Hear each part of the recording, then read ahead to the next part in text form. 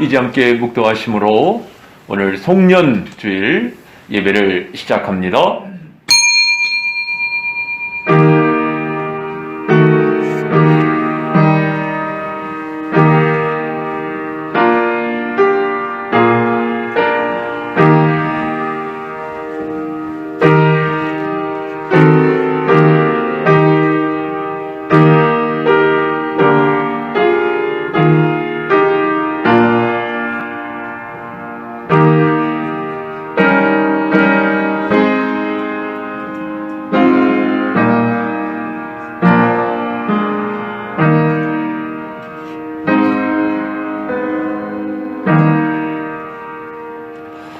한 해가 시작되는가 싶었는데 어느덧 1년의 마지막 주일을 맞이합니다.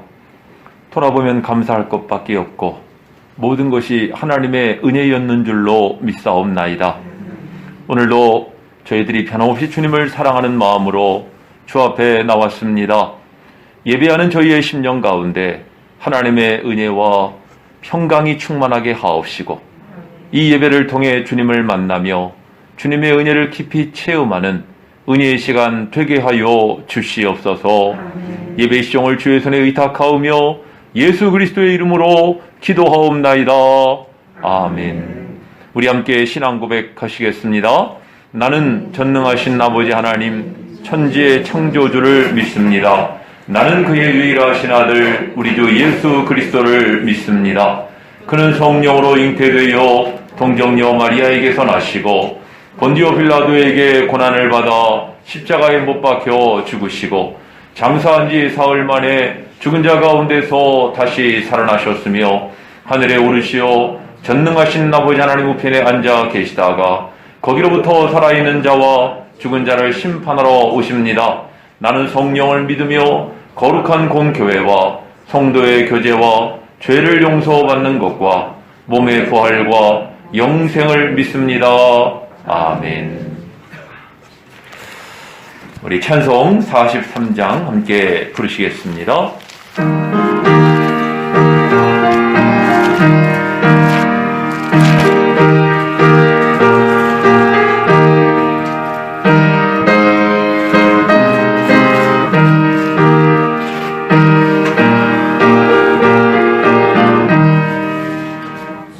즐겁게 한식할 날 반갑고 좋은 날 내 맘을 편케 하니 즐겁고 기쁜 날 이 날에 전한 만민 다 보좌 앞에서 참되신 삼위일체 다 찬송 부르네.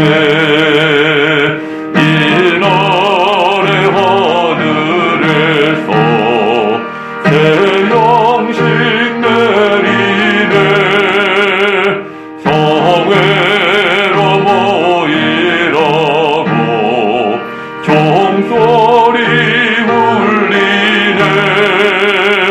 복음의 밝은 빛은 온 세상 비치며 또 영생물이 흘러 시원케 하시네. 예수일 지킴으로 새 은혜 입어서 영원히 쉬는 곳에 다 올라갑시다. 성부께 찬미하고 성자와 또 성령 참되신 삼위일체 다 찬송 부르세.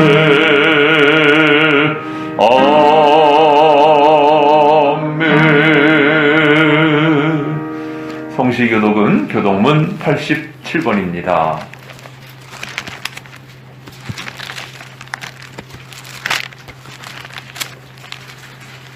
또 내가 새 하늘과 새 땅을 보니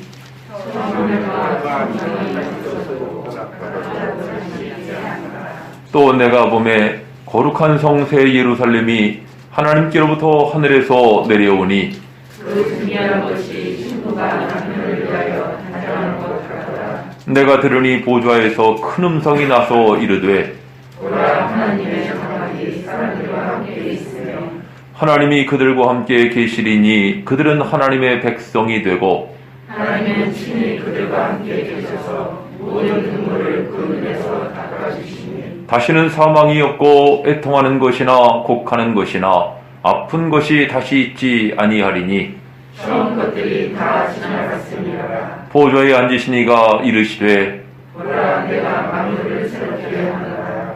아멘. 우리 지난 날들을 돌아보면서 참회의 기도 드리시겠습니다.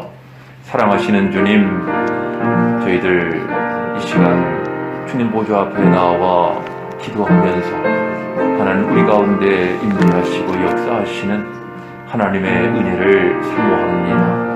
하나님, 지나온 한 해를 돌아볼 때에 저희들 힘이 연약하고 부족하고 허물 많은 죄인이었음을 고백합니다. 우리의 생각으로, 마음으로, 또 말로, 행실로 범죄한 것들 주님 불쌍히 여겨주시옵시고 이 시간 깨닫게 하시고 또 자복하오니 회개하기를 원합니다. 하나님 사유하여 주옵시고 하나님의 크신 은혜와 성령의 빛으로 저희들을 인도하여 주시옵소서.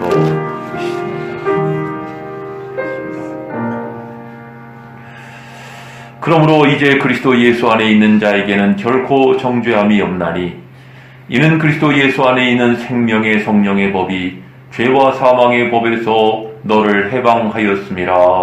아멘. 자리에 앉으시겠습니다. 찬송가 301장을 부르시고 우리 장광우 집사님 기도 인도하시겠습니다.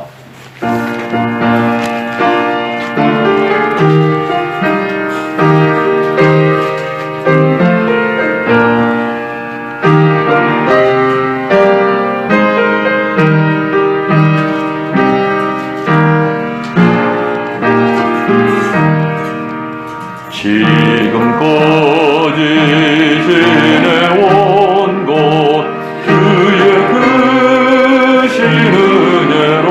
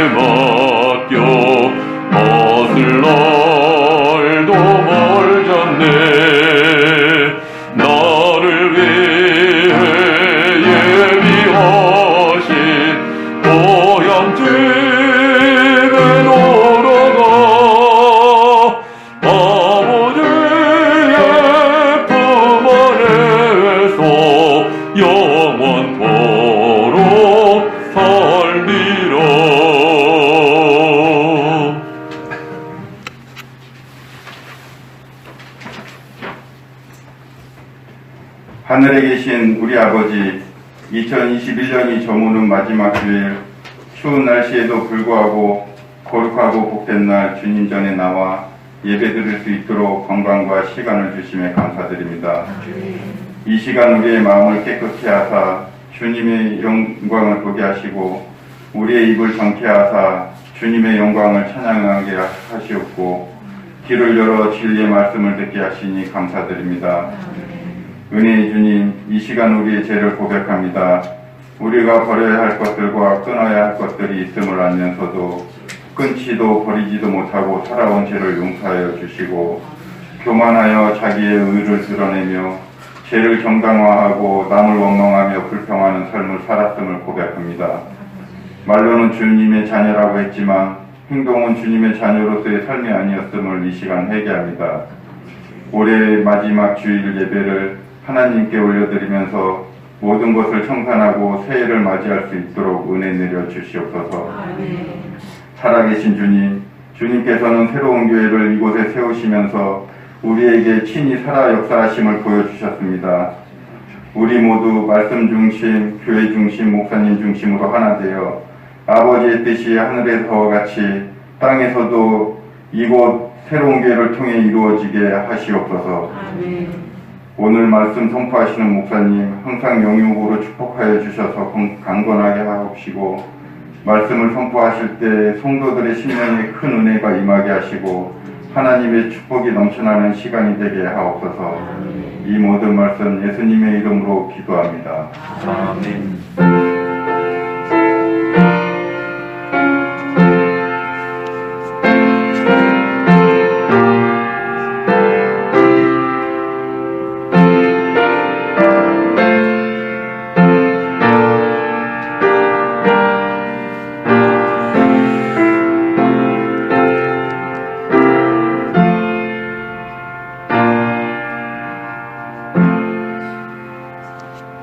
이 시간 우리에게 주시는 하나님 말씀 사무엘상 7장 12절입니다.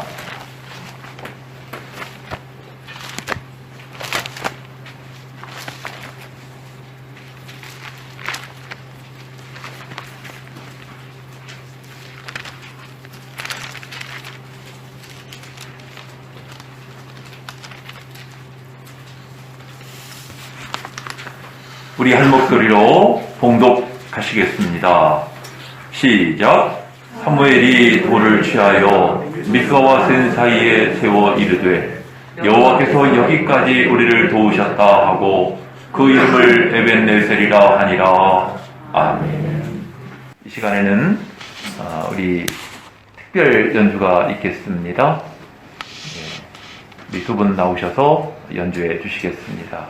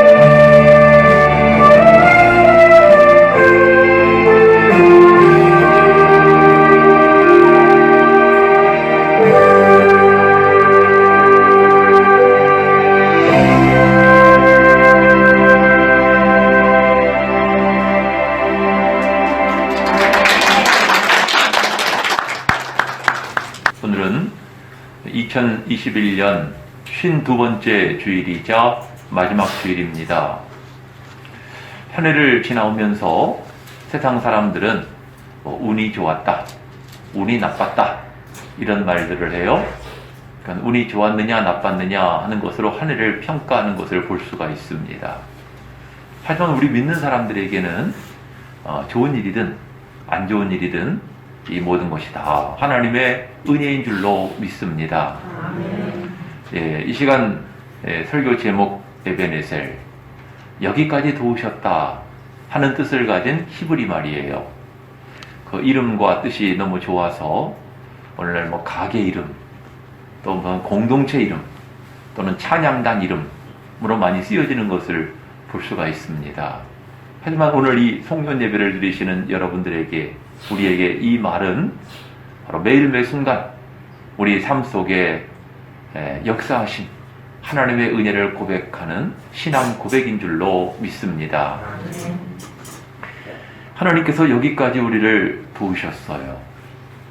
우리가 믿는 하나님은 우리를 도우시는 하나님, 또 우리를 보호하시는 하나님, 우리를 지키시고 인도하시는 하나님, 마지막 날까지 우리를 붙잡으시고 책임져 주시는 하나님이신 줄로 믿습니다.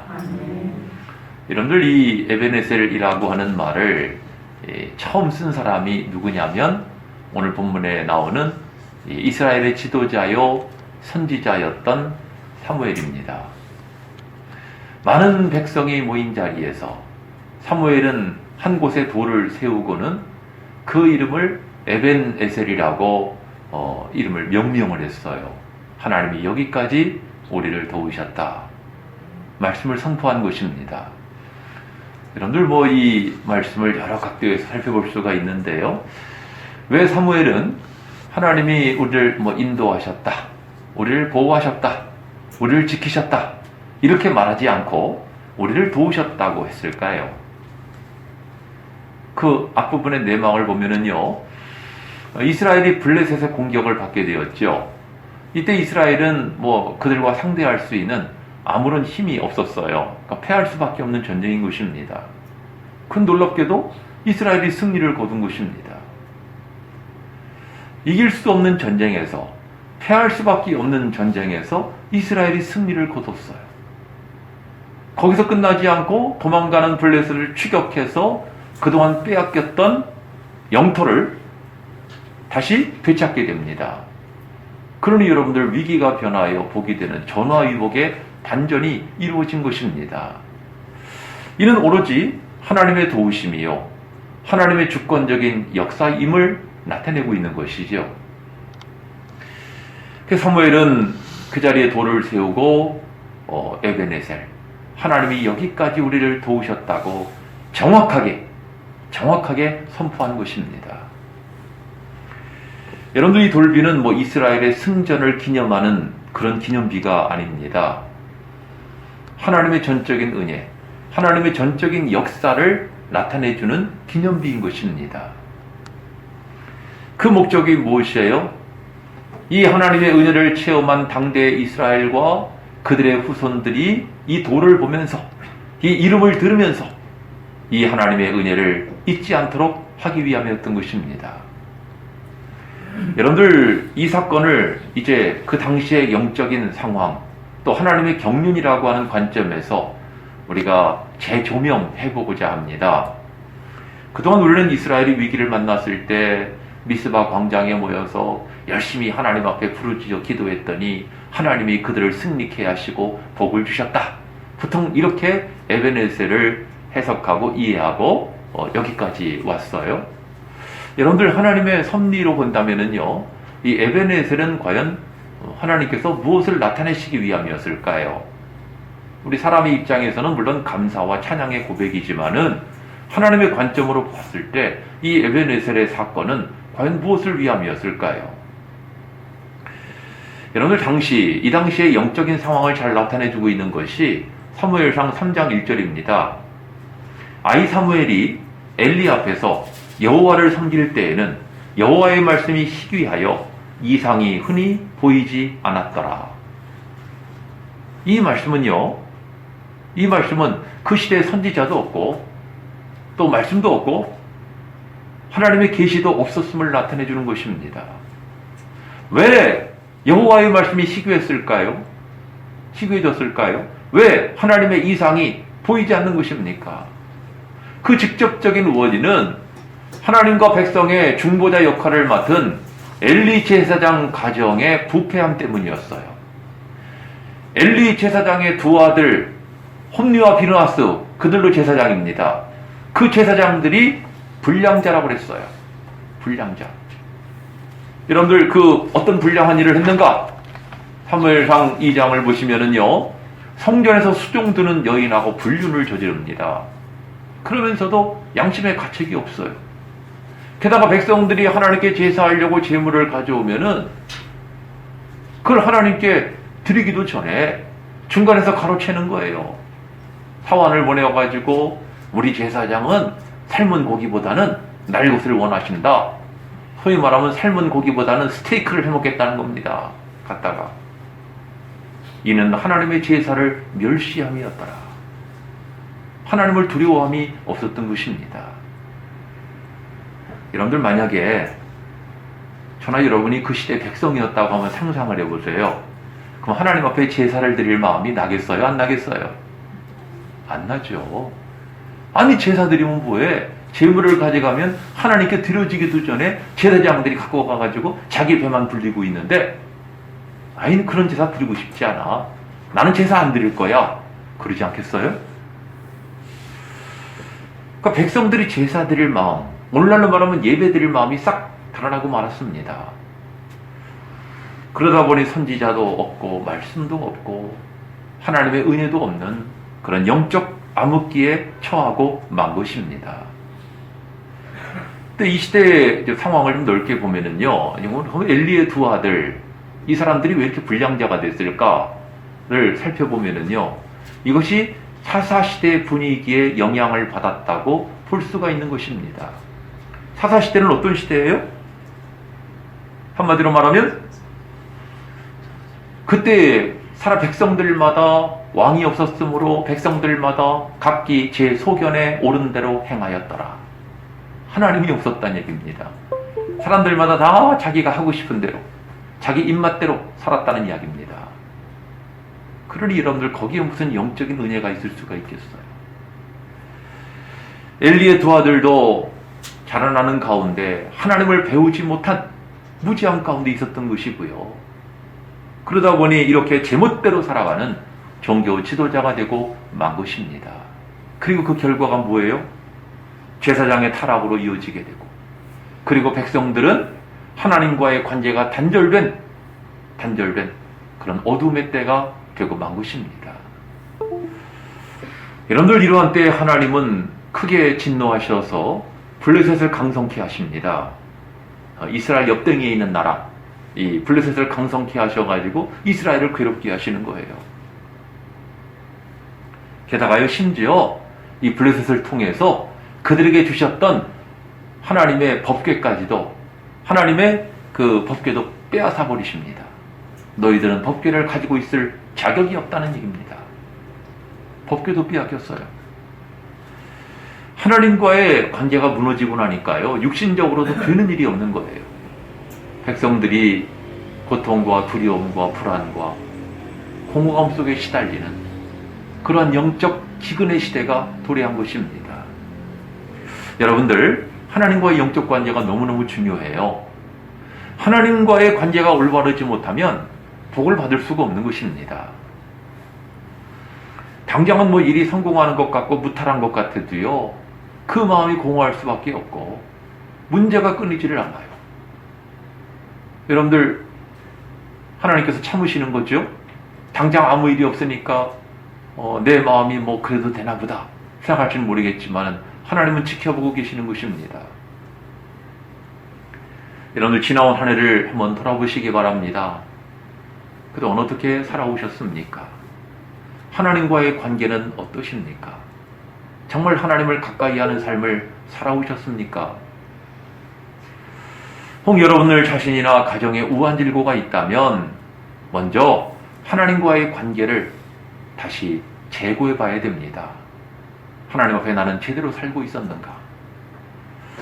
성도의 삶에 우연이라는 없어요. 왜냐하면 우리의 삶이라고 하는 것은 하나님의 뜻 가운데, 하나님의 경륜 가운데 있기 때문입니다.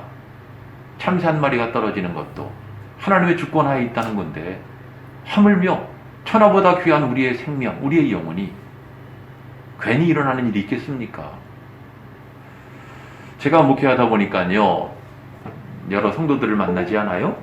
성도들을 만나다 보면은 저마다 다 자존심이 있어요. 목사도 자존심이 있고 성도도 자존심이 있고 다 자존심이 있습니다. 그러다 보니까 남들 앞에서는 뭐 잘 된다는 얘기, 좋은 얘기, 그런 얘기만 해요. 그리고 어려운 얘기, 실패한 얘기, 또 이제 아픈 얘기는 뒤로 감춰요. 사람들마다 다 똑같더라고요. 말로는 하나님의 축복이라고 그러고 하나님의 은혜라고 그러는데 그 뒤에는 아픔이 있고 눈물이 있는 것입니다. 뭐 사람 앞에서 그러는 거야 대개 다 그렇지요. 하지만 하나님 앞에서도 그러면 그건 문제예요. 병원에 가가지고 여러분들 어디가 아프다고 의사에게 보여주고 그래야 되는 거 아니에요? 근데 의사에게 감추고 안 보여주고 그러면은 어떻게 치료를 받습니까? 근데요, 이것보다 더 중요한 문제가 뭐냐면은 자기의 병증을 느끼지 못한다는 게 더 큰 문제예요. 병증을 느끼지 못하면 병원을 갈 일이 없죠. 병증을 느끼지 못하는데 무슨 병원을 갑니까? 근데 그러다가 어느 날 갑자기 병증을 느껴서 병원을 가보면 때는 늦은 거예요. 여러분들 암 환자 같은 분들을 보면은요, 그냥 평안하게 살다가 어느 날 갑자기 배가 아파가지고 병원에 가서 조사를 받았더니 암 말기라는 거예요. 그동안 깨닫지를 못한 겁니다. 느끼지를 못한 거예요. 그리고 느꼈을 때는 이미 늦었다는 것입니다. 여러분들 우리 자신의 영적 상태도 마찬가지라는 거죠. 여러분들 이스라엘 백성들은 자기들이 고통을 겪으면서도 그 병증의 원인이 무엇인지를 깨닫지 못한 거예요. 하나님은 심히 노하셔서 그들을 징벌하시면서도 한편으로는 그들을 가엾게 여기신 거죠. 하나님의 이 두 가지 마음이 공존하고 있는 거예요. 이 사무엘상을 읽다 보면요, 물론 성경이 다 그렇지만은 하나님의 그 분노의 마음, 그리고 한편으로는 불쌍히 여기는 마음, 이 두 가지가 함께 나타나고 있단 말이죠. 여러분들 오늘 제목이 에베네셀인데, 그러면 이 에베네셀 가운데 하나님의 경륜이 무엇인가? 오늘 제목 에베네셀의 부제가 하나님의 경륜입니다. 하나님께서는 그러한 백성들의 모습을 보시고 그 패락한 제사장의 자식들, 엘리의 두 아들, 그들 대신에 하나님의 진정한 제사장을 보내십니다. 그가 누굴까요? 사무엘. 우리는 사무엘 그러면은 아기 낳지 못하던 여자가 열심히 기도해가지고 기도 응답으로 아기를 얻었다는 얘기 할지 모르겠지만은요, 여러분들 하나님은 그 시대의 진정한 제사장으로, 진정한 구원자로 사무엘을 세상에 보내시기 위해서 한나의 기도를 필요로 하신 것입니다. 여러분들이 오늘 여러분의 자녀들, 또 여러분의 남편들을 위해서 하나님은 여러분들에게 여러분의 기도를 요구하고 계시다는 사실을 기억하시기 바랍니다. 세상에 거저되는 일은 없어요. 오늘 갑자기 우리 남편이 교회를 나왔어. 어쩌다 갑자기 우리 자식이 정신 차리고 신앙생활을 하게 됐어. 그런 얘기 들어보셨어요? 없어요. 그 뒤에는 눈물 흘린 기도가 있는 것이고, 기도의 응답으로 하나님께서 역사하시는 것인 줄로 믿습니다. 아멘. 여러분들 한나로 하여금요, 하나님의 관점에서 보시자고요. 하나님의 관점으로 보면 한나로 하여금 기도하지 않고는 못 베기도록 그 주변을 통해 역사하십니다. 자기의 그 남편의 또 다른 분인 나가 격동을 하고요. 애기도 못 낳는 주제에 그러면서 격동을 시키고, 그 마음이 괴로운 거죠. 그러니 하소연할 때는 하나님밖에 없는 것이고, 하나님 앞에 이를 악물고 기도하는 거죠. 하나님, 내게 자식을 주시면 내가 그를 하나님 앞에 바치겠나이다. 얼마나 원통한 마음이 있었겠습니까? 그런데 그것은 한나의 개인적인 마음이 아니라 하나님이 그렇게 되도록 역사하신 것입니다. 이 기도의 응답으로 하나님이 한나에게 사무엘을 주신 거 아니에요? 그리고는요, 하나님이 그 사무엘을 직접 키우십니다. 어디에서? 그 말 맞고 탈 많은 엘리 제사장의 집에서. 여러분들, 한나는 서원 기도한 대로 아이가 젖되고 나자마자 그 아이를 제사장에게로 데리고 가서 제사장에게 맡겨버렸어요. 그리고 집으로 돌아가 버립니다. 얼마나 귀한 자식인데.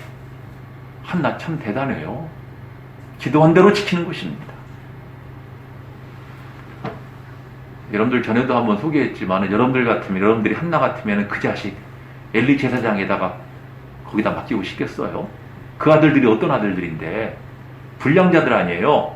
그런 데서 내 아들을 키우고 싶냐고요. 근데 여러분들, 저희가 소원 기도한 대로 하나님께 약속한 대로 이러거나 저러거나 말거나 제사장에게 드린 것입니다. 맡겨버린 것입니다. 하나님께 드린 것이죠. 그랬더니 그 폐악한 자식들이 사는 곳에서 하나님이 직접 사무엘을 키우셔요. 직접. 어떻게 해요? 아예 하나님이 사무엘이 어렸을 때부터 그에게 나타나십니다. 그리고 그 어린 사무엘에게 하나님이 어떤 분인지, 하나님이 누구신지를 보여주시는 것입니다. 그 사무엘은요, 어렸을 때부터 하나님이 직접 키우신 사람이에요. 그를 선지자로 키우셨어요. 죽어도 깨닫지 못하는 이스라엘 백성들, 그 가련한 이스라엘 백성을 깨우치기 위해서 이 한 사람을 보내신 것이고, 이 사람을 키우신 것이고, 그와 함께 하시면서 먼저 그 사무엘에게 하나님이 어떤 분인가를 보여주신 것입니다. 그리고 때가 되니 그를 하나님이 온 이스라엘의 선지자로 세우십니다. 그리고는 그 사무엘을 통해서 하나님의 말씀을 대언케 하십니다. 그 선지자 사무엘을 통해서 백성들에게 하나님을 가르치게 하시고, 또 그를 통해서 온 백성이 회개할 수 있도록 역사하신 것입니다. 여러분들, 이 사무엘이 온 백성들을 미스바에 모으지 않았습니까? 온 백성들의 마음을 하나로 다 묶어요. 그리고 하나님 앞에 회개하도록 합니다. 너희가 하나님께 돌아오려거든, 전심으로 하나님께 돌아오려거든, 너희 가운데 이방신들과 아스타롯을 버리고 너희 마음을 여호와께로 향하여 오직 하나님만을 섬기라. 하나님의 마음을 가지고 중보자로서 백성들의 마음을 하나님께 이끈 것 아닙니까? 여러분들, 이때요, 생각지 못한 일이 벌어졌어요. 블레셋이 쳐들어왔죠. 야, 백성들이 미스바에 모였대. 야, 이때가 기회야 하고 블레셋이 작당을 하고 군대를 소집을 해서 쳐들어온 거예요. 우리가 볼 때는 이 막이 역사야 하겠죠? 하지만 여러분들, 이 블레셋이 쳐들어오게 하신 이는 누굴까요? 하나님이십니다. 하나님이 블레셋을 이스라엘로 끌어들이신 거예요. 왜요? 이스라엘 목전에서, 그들의 눈앞에서 하나님이 어떤 분인가를 보여주기 위함인 것입니다. 여러분들, 사람이 하는 것 같지만 하나님이 하시는 역사죠. 성경을 보니까 우리 하나님은 사람 안에 심령을 지으신 분입니다. 그 심령을 움직이시는 분이에요. 믿는 택한 백성들만 움직이시는 게 아니고 믿지 않는 퇴악한 사람들의 마음도 움직이시는 분입니다. 이스라엘은 무력했어요. 그들은 당장 닥친 위기 앞에 벌벌 떨고 있었습니다. 이때 사무엘이 온 백성으로 회개케 합니다. 그리고 하나님 앞에 온전한 번제를 드리게 됐어요. 온 백성으로 하여금 금식하고 그리고 기도한 것입니다. 그러자 하나님이 하늘 군대를 움직이십니다. 여러분들, 10절 말씀 한번 같이 읽어보실까요? 오늘 본문 바로 앞에 부분이죠. 10절 말씀을 다 같이 한번 읽어봅시다. 시작. 사무엘이 번제를 드릴 때 블레셋 사람이 이스라엘과 싸우려고 가까이 오면 그날의 여호와께서 블레셋 사람에게 큰 은혜를 말하여 그들을 어지럽게 하시니 그들이 이스라엘 앞에 패하지라. 제가 다시 한번 읽을게요. 사무엘이 번제를 드릴 때에 블레셋 사람이 이스라엘과 싸우려고 가까이 오매 그날에 여호와께서 블레셋 사람에게 큰 우레를 말하여 그들을 어지럽게 하시니 그들이 이스라엘 앞에서 패한지라. 여러분들, 이스라엘 사람 가운데 단 한 사람이라도 나가서 맞서 싸운 사람이 있었나요? 없었어요. 여러분들, 그들이 지금 뭐 했어요? 그들은 하나님 앞에 제사를 번제를 드렸고 예배를 드린 거죠. 우리로 말하면 적들이 쳐들어오고 있는데 예배나 드리고 있었던 것입니다. 세상 말로 말하면 예배나 드리고 있었던 거예요.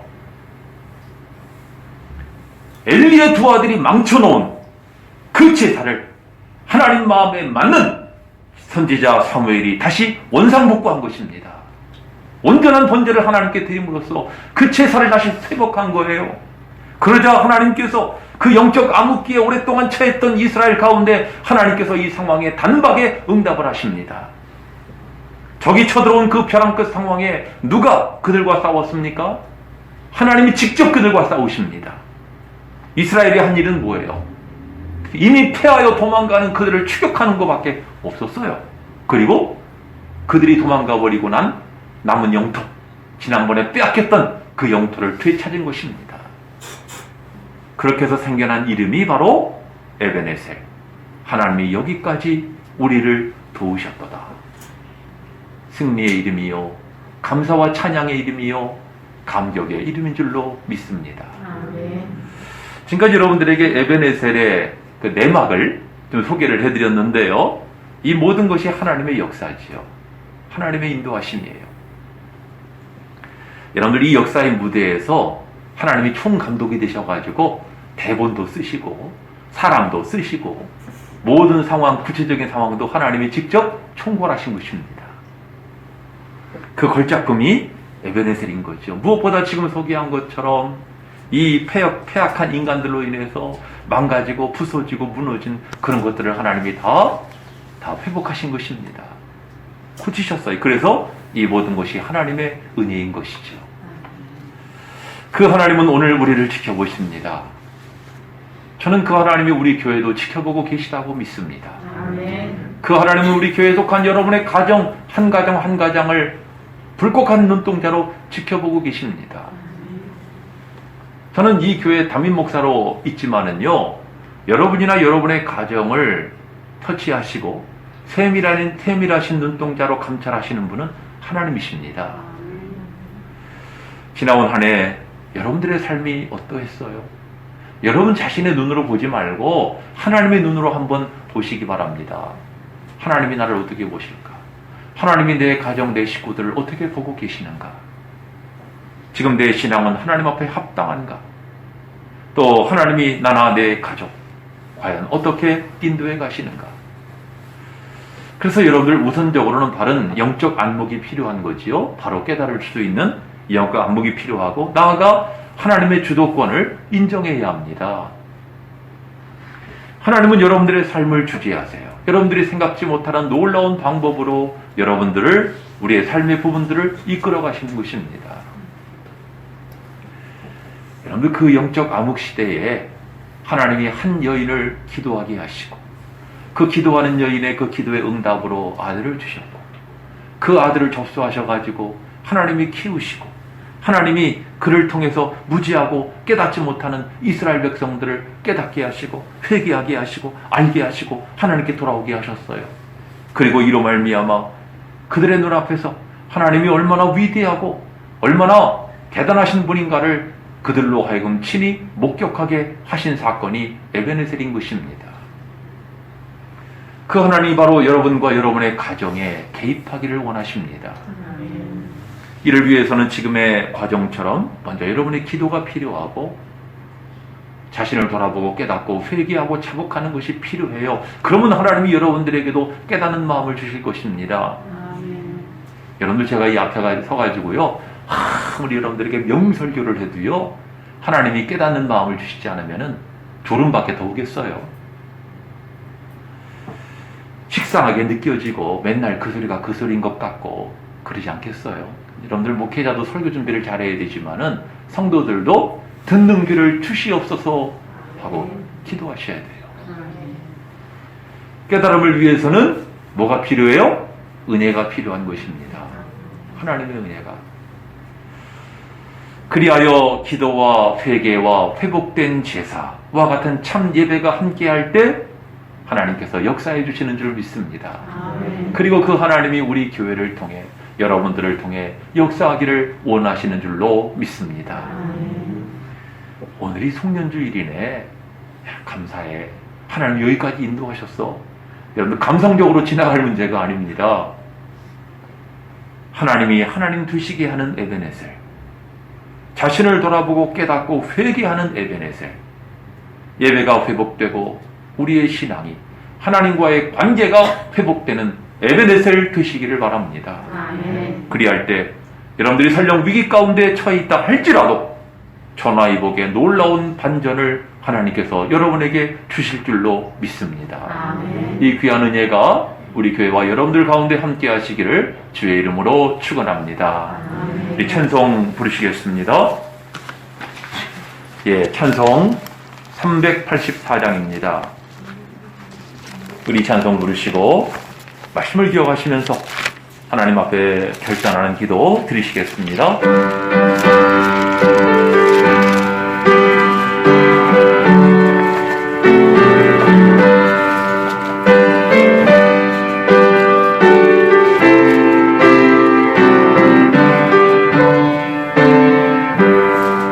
나의 갈 길 다가도록 예수 인도하시니 내 주 안에 있는 긍을 어찌 의심하리요.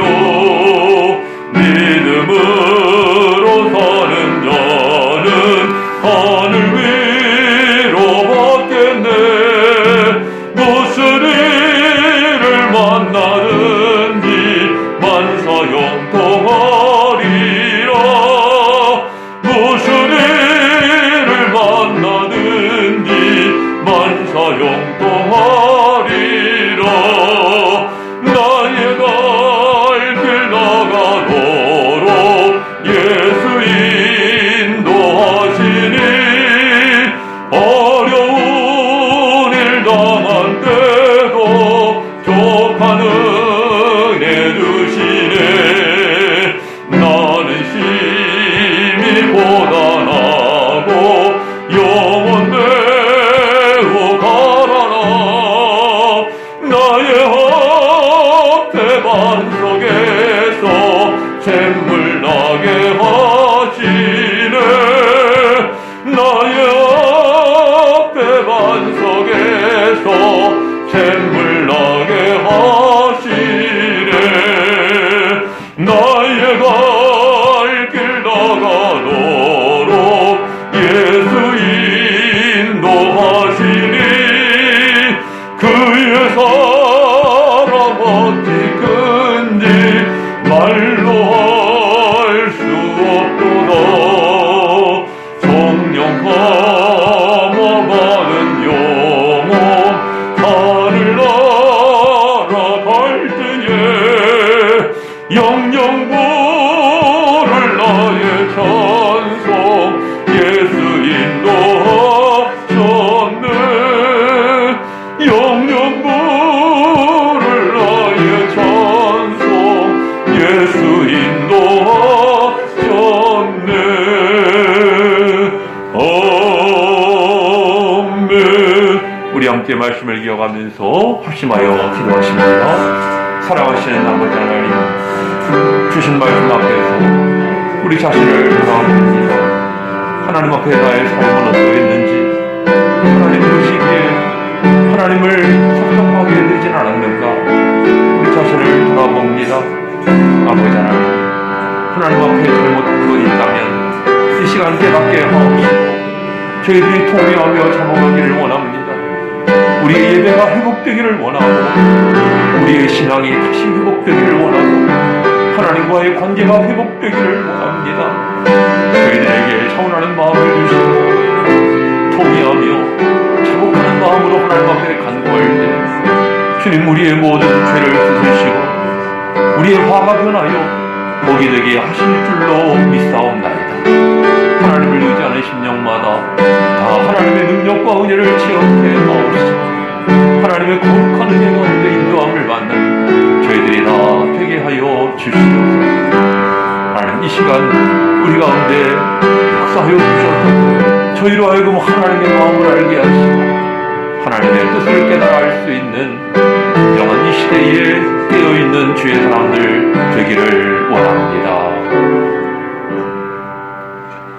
하나님 그 영적 암흑의 시대에 그 백성들을 향한 하나님의 진노하심, 그러면서도 깨닫지 못하고 방황하고 있는 그 백성들을 보시고 불쌍히 여기시는 하나님의 마음, 하나님께서 하나님 마음에 맞는 제사장을 일으키셔서 그 시대를 바꾸시고 망해가는 백성들을 다시 회복시키시고 하나님을 알게 하셨나이다. 오늘 이 시대를 살아가는 저희들 하나님의 마음을 알게 하옵소서. 하나님의 마음을 깨닫게 하여 주옵소서. 혹이라도 하나님을 경록해 했다면 저희들 회개하고 자복하기를 원합니다. 하나님 앞에 온전한 예배를 드리기 원합니다. 그저 형식적인 예배가 아니라 하나님을 하나님 되시게 하는 거룩한 예배가 되게 하여 주시옵소서.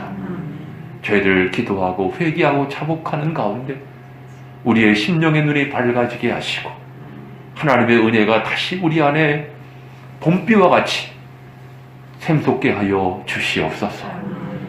주님께 모든 영광 돌려드리옵고 예수님의 이름으로 기도드리옵나이다. 아멘. 이 시간에는 간증 시간이 있어요. 우리 이지연 청년이 나오셔서 간증해 주시겠습니다.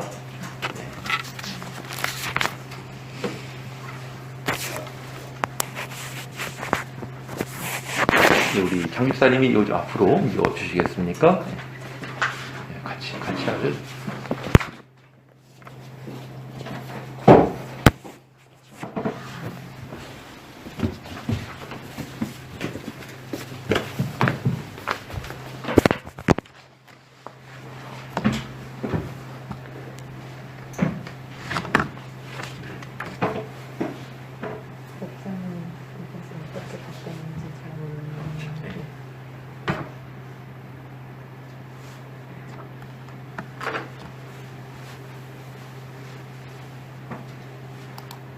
네.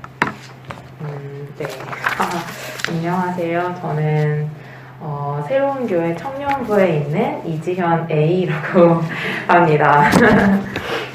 이 시간에 저희 이제 신앙 고백을 이렇게 송년 감사 예배에 맞추어서 하게 되었는데, 저 청년은 이제 이런 하나님을 만났구나, 같이 공감해 주시고 하나님의 사랑을 다시 한번 좀 묵상하는 계기가 되었으면 좋겠습니다. 네. 저의 신앙 고백은 이제 10년 전 겨울에서 출발을 합니다. 2011년 1월 딱 10년 전인데요. 그땐 제가 중학교 졸업을 앞두고 있었던 상황이었습니다. 근데 딱 두 가지 고민이 제 머릿속을 온통 차지하고 있었는데, 첫 번째는 장래희망. 그때까지 제가 뭐 되고 싶은 게 별로 없었어요. 그래서 누가 지연아 너 뭐 되고 싶어 하면은 뭐 외교관도 좋을 것 같고 뭐도 좋을 것 같고, 근데 뭔진 잘 모르겠어요. 그래서 그게 너무 스트레스였어요. 누가 물어볼 때 뭐가 되고 싶은지 모르니까 스트레스였었고요. 두 번째는 성령을 받아야 되는데 이런 고민이 있었습니다. 그래서 이제 저희 뒤에 계신 우리 어머니께서 이제 무언의 압박을 주셨어요. 다른 목사님 딸내미들은 방언도 한다더라. 너 왜 수련회 갈 때마다 왜 아무 소득이 없어? 이렇게 약간 좀 무언의 압박을 딱 주고 계셨어요. 그래서 성령을 받는 게 뭔지, 방언을 하면 성령을 받는 건가? 뭐지? 이렇게 그 부분도 저한테 이제 좀 스트레스로 있었던 것 같아요.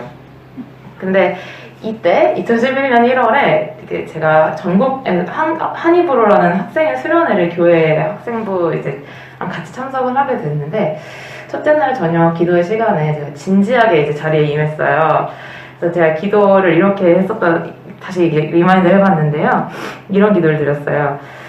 하나님, 사실 이제 어른들이 말하는 성령 받아라라는 말이 뭔지 잘 모르겠습니다. 근데 성령을 받는다는 것이 하나님이 제 삶 가운데 오시는 것을 뜻한다면은 오늘 이 시간에 제 마음속에 찾아와 주셨으면 좋겠습니다.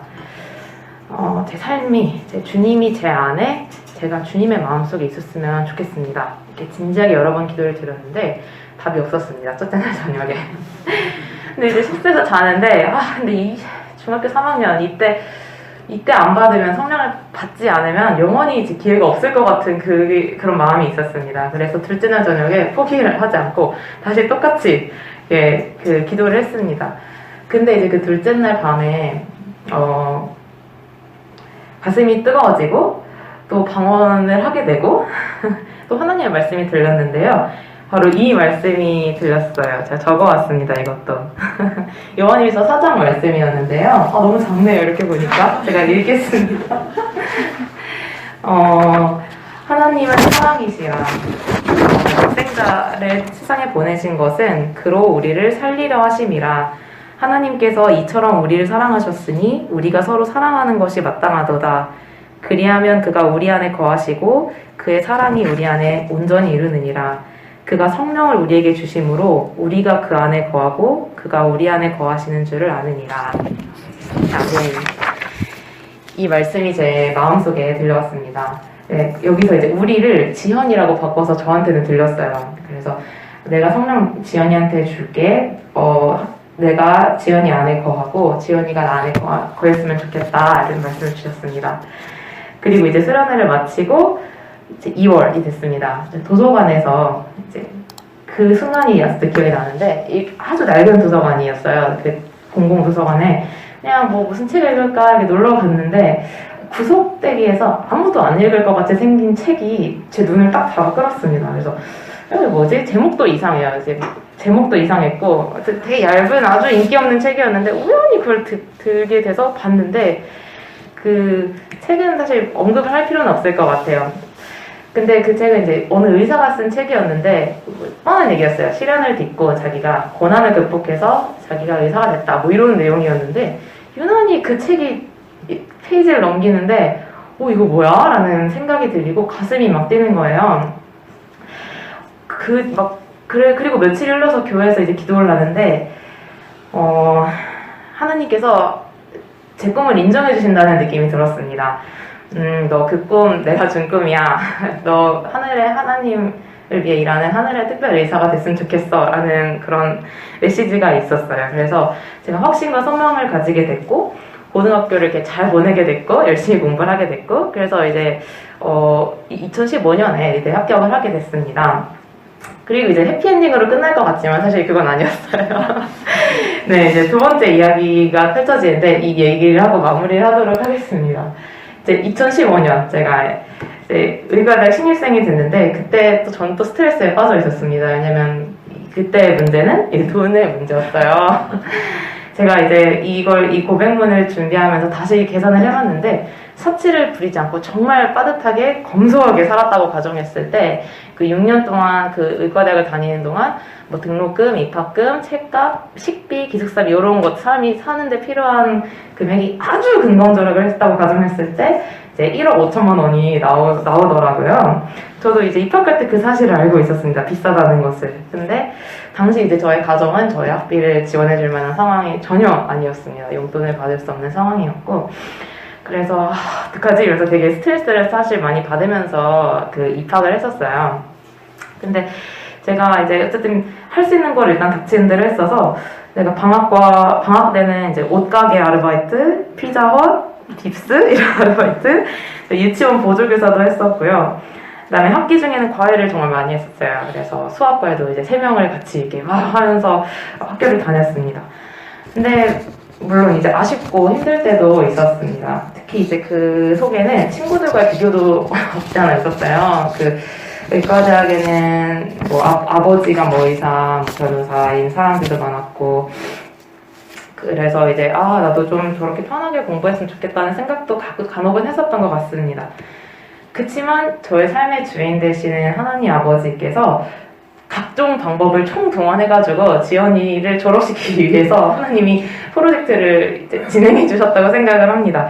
그래서 대학을 다니는 동안 제가 좋은 주목을 되게 받을 수 있었어요. 그리고 그 누구도 저한테 지연이 이렇게 궁상마저 이렇게 모자라 이런 말을 전혀 할 수가 없었습니다. 어떻게 그랬는지 궁금하실 수도 있을 것 같아요. 근데 여기서 제가 유학을 하면은 오병이어의 기적이라고 저는 표현을 하는데요. 먼저 이제 성적을 되게 제가 다 잘 받을 수가 있었어요. 근데 아르바이트를 하는데 어떻게 성적을 잘 받았냐 궁금해하실 수도 있는데 제가 시간이 너무 한정적이었기 때문에 제가 공부할 수 있는 시간 하루에 2시간밖에 안 됐어요. 뭐 아르바이트도 해야 되고 뭐 이렇게 해야 되니까. 그래서 그 2시간을 남들이 뭐 4, 5시간 할 양을 제가 초집중해서 할 수가 있었고, 특히 이제 와서 생각해보면 저희 연필 끝을 하나님께서 주장해 주셨다고는 설명을 할 수가 없을 것 같아요. 그리고 무엇보다도 이제 하나님께서 주신 소명이니까 그가 저와 함께 해주실 거라는 그 믿음과 자신감이 저를 이렇게 둘러쌌다고 생각을 했었습니다. 그래서 이제 막 3번째 학기 때는 뭐 1등도 해보고 5손가락 안에도 들고 이렇게 좋은 주목을 받게 됐고, 그래서 학교 사람들이 지연이는 워낙 액티브한 애여가지고 뭐 아르바이트도 하고 교회도 하고 뭐 동아리도 하고 공부도 잘하나 봐, 이렇게 저를 생각을 해줬습니다. 그래서 저 신나게 더 할 수 있었고, 또 학비 문제도 정말 은혜라고밖에 할 수가 없는데, 사실 아르바이트랑 과외만으로는 100% 그 금액을 충당하기가 어려웠습니다. 그리고 학년이 올라갈수록 그렇게 많이 과외를 할 수도 없었던 상황이었고요.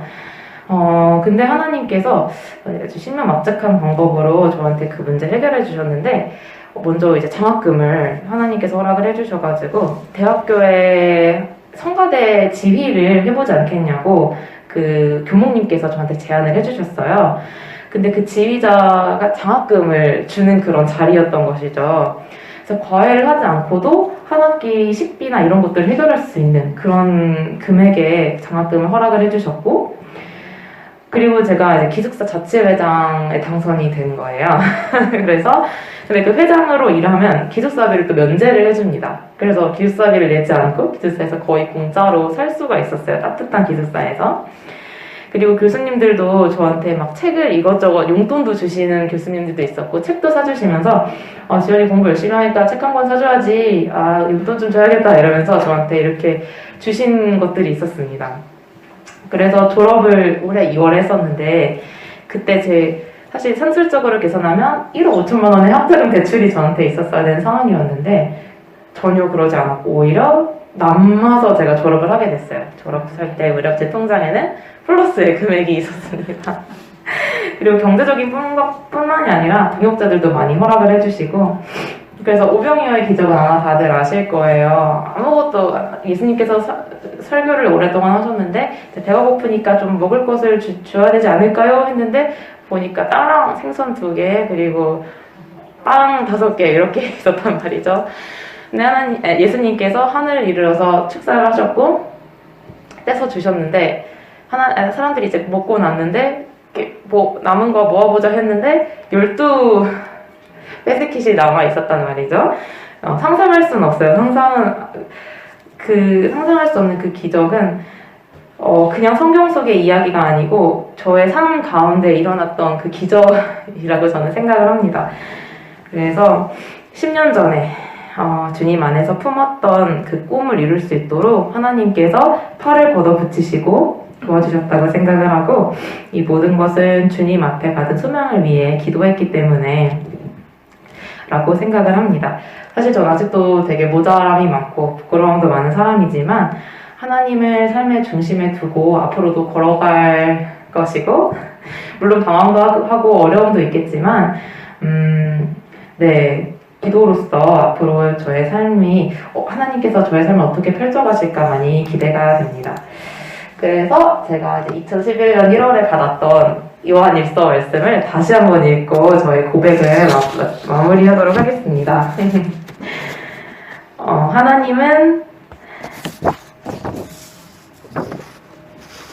하나님은 사랑이시라.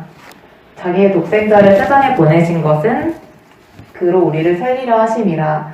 하나님께서 이처럼 우리를 사랑하셨으니 우리도 서로 사랑하는 것이 마땅하도다.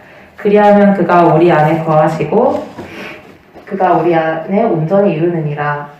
그가 성령을 우리에게 주심으로 우리가 그 안에 거하고 그가 우리 안에 거하시는 줄을 아느니라. 네, 아멘입니다. 감사합니다.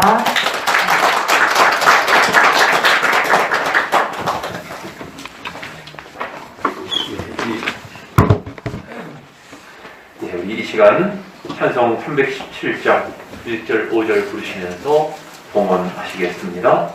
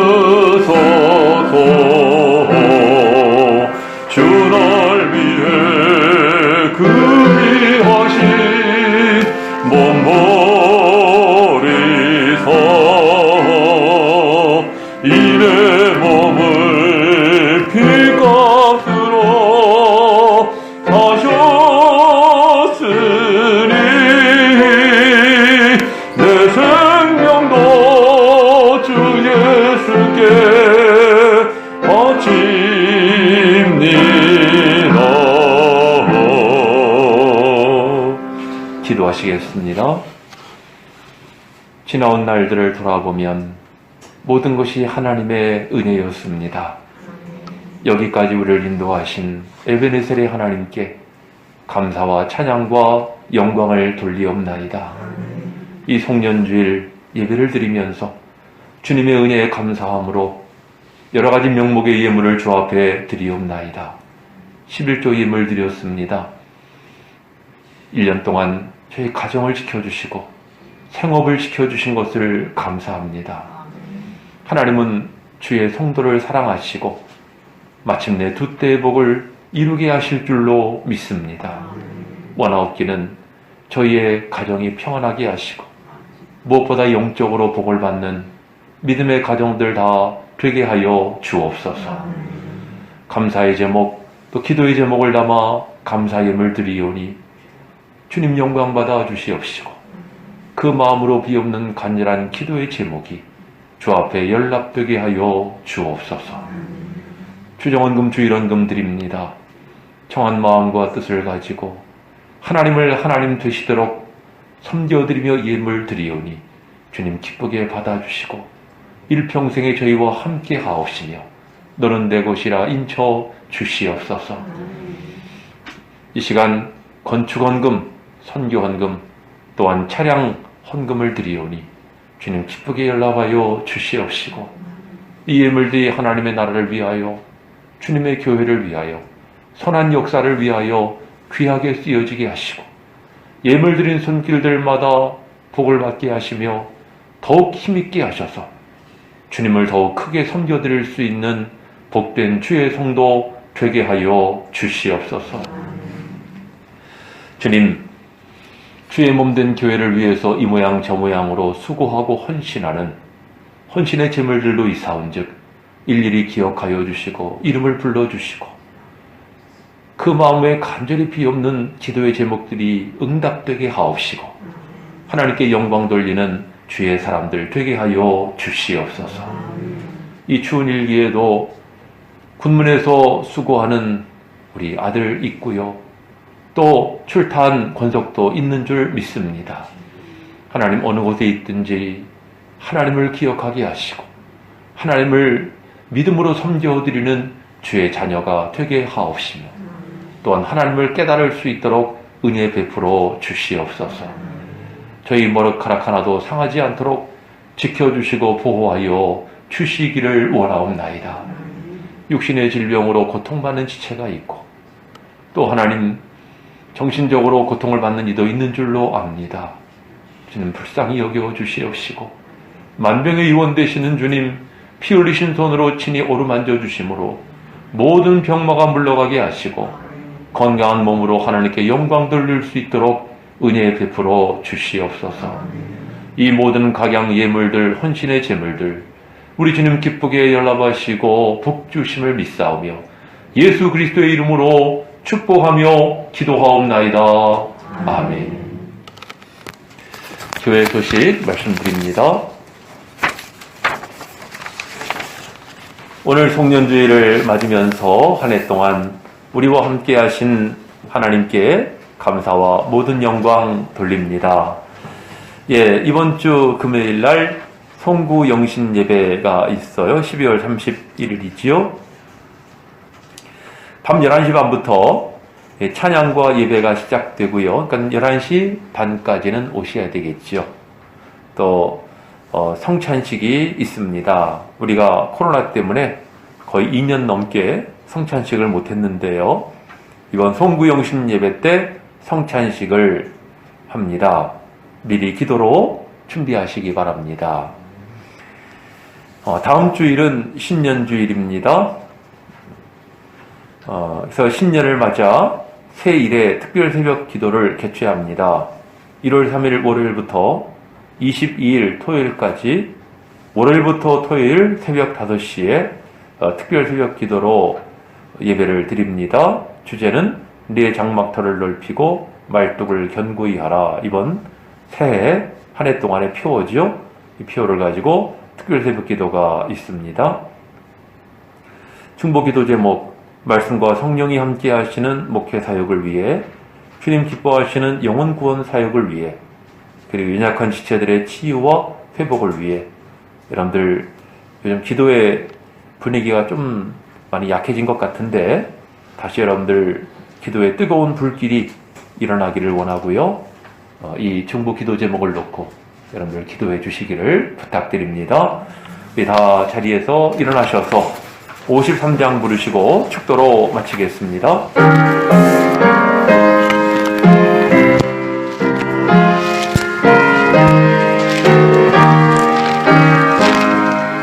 성전을 떠나가기 전 머리를 숙일 때 주께서 함께 계시고 복 내려주소서. 집으로 돌아가는 길 주동행하시고 내 모든 언행 심사를 다 지켜주소서.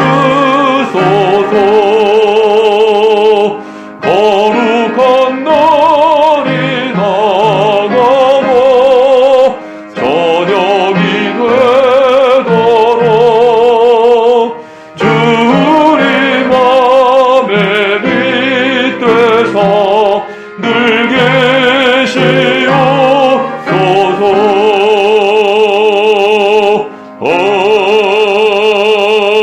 아멘. 지금은 우리 주 예수 그리스도의 십자가 구속의 크신 은혜와 우리 아버지 하나님의 무한하신 사랑과 성령님의 감화 감동 교통 충만하심이 에베네셀 하나님이 여기까지 우리와 함께 하셨나이다 고백하고 찬양하고 감사하고 그 하나님을 바로 섬겨드리기를 결단하는 이 자리에 함께한 모든 주의 권속들 가운데 지금부터 영원토록 함께 하옵시기를 간절히 축원하옵나이다. 아멘.